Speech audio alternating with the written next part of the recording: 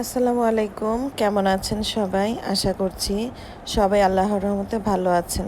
আলহামদুলিল্লাহ আমরাও ভালো আছি। তো আজকে আমি আপনাদের সঙ্গে শেয়ার করব যে কিভাবে রুটি অনেক দিনের জন্য ফ্রিজে সংরক্ষণ করে রাখতে পারবেন। তো এখানে আমার বাসায় যে হেল্পিং হ্যান্ড আছে, তো ওই খালাকে দিয়ে আমি 2-3 দিন পর পর কিছু রুটি বানিয়ে নিই। আর এভাবে দেখতেই পাচ্ছেন, এভাবে আমি একটা রুটির পর একটা করে পেপার দিয়ে দিয়ে এভাবে রেখে দিই। তাহলে একটা রুটির সঙ্গে আরেকটা রুটি লেগে যায় না। তো এর আগে যখন রুটি আর কি সংরক্ষণ করতাম,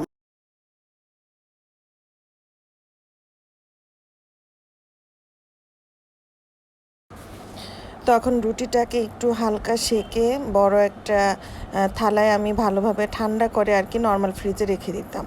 কিন্তু এখানে এর চাইতে আর কি বেশি পরিমাণে রুটি রাখবো, সেজন্য আর কি এভাবে বানিয়ে তারপর এটাকে কিন্তু সেঁকা হয়নি, দেখেই হয়তো বা আপনারা বুঝতে পারছেন। আর